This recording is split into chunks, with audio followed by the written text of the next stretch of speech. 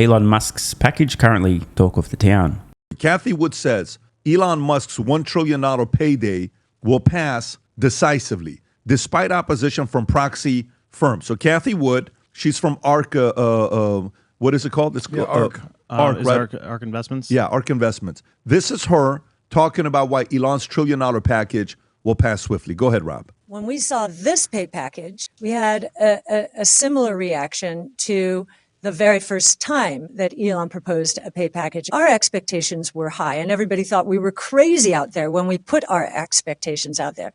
And in the last package, he accomplished those expectations 2 years earlier than we expected him to. Just to give you a sense, if you take sort of the midpoint of the schedule for EBITDA goals, that would be a 49% compound annual rate of increase in EBITDA. I don't think there are very many companies that have accomplished that. And I'll just conclude by saying this was the first voiding of Elon's pay package. Now, you may have noticed PBD, Patrick Bet David there, laughing out loud, something that's pretty uncommon on the PBD podcast. For those who don't know, Patrick is an absolute fucking G. Built an enormous insurance business, sold for multiple 9 figures, hundreds and hundreds of millions of dollars. Then decides to scale up a media company and is crushing it, beating all of the US cable networks other than Fox on YouTube in the last 12 months. The dude is an absolute business monster, not just some podcaster or interviewer. This guy has a massive track record of producing real results in the real world. And he can't contain his laughter nor his observation that growing EBITDA at 49% compound annual rate for multiple years in a row is, quote, insane. He's right. Oh, and just to be clear, that was the midpoint EBITDA goal, not the final of $400 billion.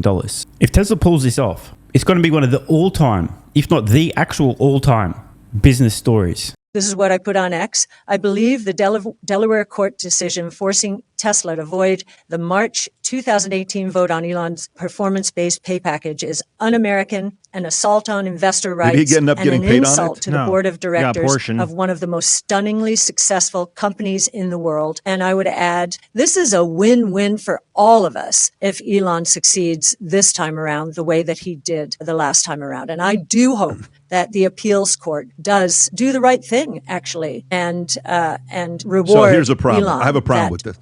I'll come to you and I'll give you the problem. Go ahead, Brandon. Yeah, no, so I mean, I agree with her that that's the right thing to do, but why are we even talking about this before getting him paid after the other one? Exactly. Like, that's like the court way overstepping. Yes. And you know how many businesses register in Delaware? 73% of LLCs register in Delaware. So, and the reason that took place in Delaware is because like a small amount of shareholders made a fuss about it, saying that he shouldn't get that much, and they didn't know that. I believe it was one dickhead who owned a total of 9 Tesla shares. The truth is, this entire lawsuit was just a fishing expedition from a pack of vultures looking for a massive payday and a trophy. We got Elon bad. Oh, by the way, we also are seeking $5 billion in legal fees for fucking Tesla investors. Now, I strongly suspect this is going to get overturned in the Supreme Court and the insane fees reduced quite dramatically as well. But Cathie's statement earlier, I've never seen her so furious as when she posted this. She's very careful with her words, but you could tell she was really fucking pissed off, calling it un-American, essentially a slap in the face of investors, democracy, egregious. And she points out that she hopes the Supreme Court not overturns the decision, but, quote, does the right thing, stating emphatically that obviously the decision of Kathleen McSeebohm was not the right thing. Oh, and as a result of this insanity in Delaware, there's been a huge flight of corporations out of the state. And those setting up new LLCs, incorporating new companies, are choosing elsewhere, places like Texas. That's the find out part of fucking around. In terms of the agreement, so that a judge took it on and ruled that, so like one judge could throw off this whole thing. That's like how many people want to do business in Delaware. Yes, but think about it. If you're Elon Musk, you're like, hey, we're going to give you $1 trillion pay package. Guys, I don't have my previous 2018 one yet. Yeah. So why would I get It's like telling somebody, by the way, if you sell this house, we're going to give you an 8% commission. But you haven't paid me on the commission on the last house I sold. Yeah. Where is my enthusiasm for this? Tom, where are you at with this one? I'll tell you where I'm at with this one. You know, let's think of this. Let's think of season ticket holders. Damn. Season ticket holders want to go enjoy a baseball team. And then the baseball team says, we're going to give Aaron Judge or Shohei Ohtani, two of the largest the top two of the top three largest contracts ever. So now the season ticket holders say, wait a minute, but the price of hot dogs will go up, and how is that guy worth it? Well, Aaron Judge has got 4 MVPs. He's captain. He won a batting title. Shohei Ohtani has done what Shohei Ohtani has done. And apparently the Dodgers made back his contract on merchandise the first year, $700 million worth of that. So, but all of a sudden, the issue is the proxy advisory board, Pat. The proxy advisory firms are out there saying, we recommend this, we recommend that. And in a certain way, it adds efficiency. But Kathy Wood and others and me say these guys are out biasing the vote. If the board can be sued. Board of directors now can be sued. So if you're on the board or you're a large institutional investor, like Kathy, and you say, hey, we think it's worth it. And she correctly points out, he's 2.4% of the S&P. And if you can find me another CEO that's done the following things. And by the way, people should remember, it's not $1 trillion like in a paycheck. So if Americans see this number and they think, wow, that's a big paycheck, that's a huge paycheck, that's not what it is. This is long-term interest, additional stock, and other things in the company. And so I think that Kathy... Yeah, for those who don't know, there's 12 different tranches. Each tranche requires market capitalization milestone increasing in $500 billion increments, and an operational milestone, for example, 10 million FSD subscribers, 1 million Robotaxis, 1 million humanoid robots. And each tranche entitles Elon Musk to an additional 1% share of Tesla. That's how they come to this $1 trillion figure, cumulatively picking up 12% additional ownership of Tesla and having to grow the company all the way to an $8.5 trillion market cap. What do you know? 12% of 8.5 trillion is roughly $1 trillion. So that's the $1 trillion. People who are financially illiterate or don't understand what stock is, or stock-based compensation, or options, or equity, many think Elon Musk is literally going to get a $1 trillion paycheck. Tesla's just going to... I don't know how these people think. Actually, they don't think. But what do they even think? But there's a bunch of people out there, mostly deranged leftards and university students or recent university graduates, who think Tesla is sitting on over $1 trillion of cash right now that they intend on paying to Elon Musk instead of using that money to, I don't know, solve world hunger. Oh, shit. And Tom's point, the baseball analogy, quite clearly just a reference to compensation in proportion to value added. The best athletes in the world command enormous compensation. Why? Because they produce enormous value.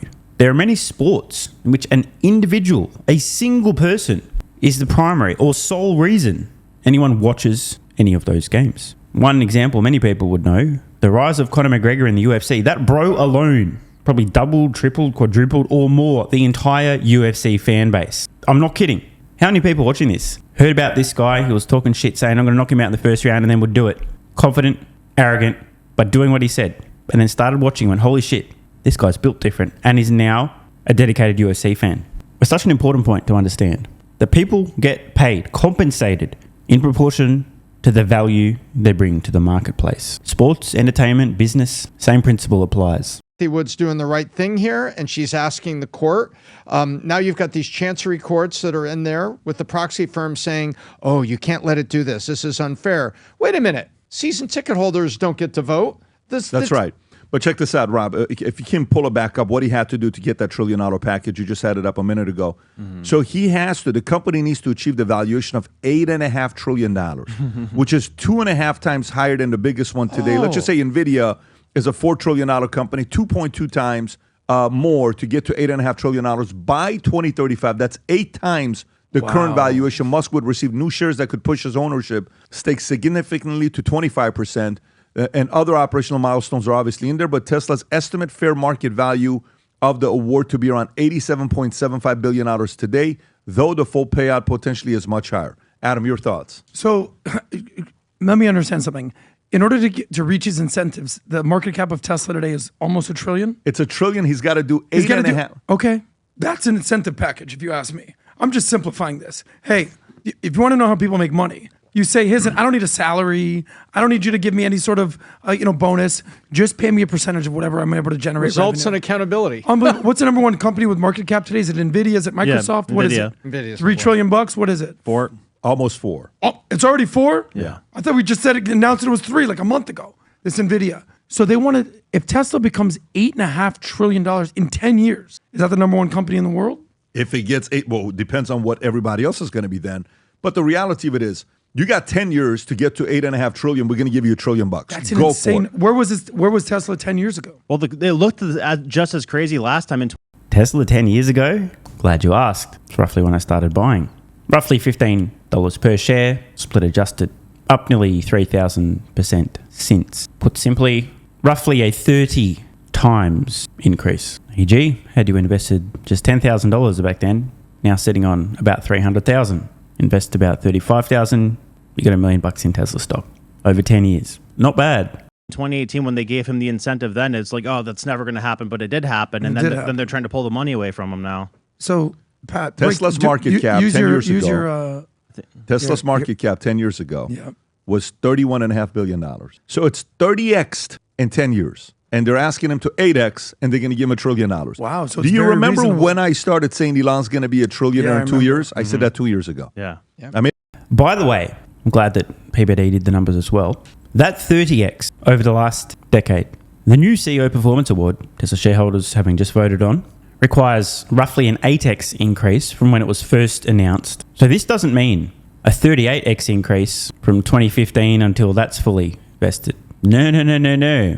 We got to multiply the 30x by another 8x. We end up with a 240 times increase in the company's value. And Musk has, give or take, 10 years to pull off this new performance award. Likely done in less time than that. So let's go back to our earlier example. Let's assume that you end up holding Tesla stock for 20 years. You bought in 2015. Musk has achieved the final tranche, the new compensation package, the 2025 CEO Performance Award, 10 years from now. So it's 2035, you've held Tesla stock for 20 years. You put in 10 grand back in 2015 and you just held because you're not retarded, you don't panic, and you know that you're not smart enough to time the market. $10,000 turns into 2.4 million, 35,000 into 8.4 million. Imagine not wanting to incentivize the leader of the company to produce these kind of phenomenal long-term returns. Let me give you the ultimate context. Imagine back in 2015, you happened to have, well, I don't know, let's just call it $4.2 million sitting around. Obviously, you've done pretty well for yourself, and you happen to invest in Tesla, and then you get a 240x on that. You're now officially a billionaire. You turned $4.2 million into $1 billion. Who in their right mind would be against incentivizing a leader of a company to produce a result like that within 20 years? made a video about it. This guy's going to be a trillionaire in no time. And then there's going to be multiple of these guys out there. Ellison and others will follow suit as well. Well, keep in mind, he's got like 25 kids, and college is going up 14% a year. 13. Let's have a little respect. It's a very good point. Very good point.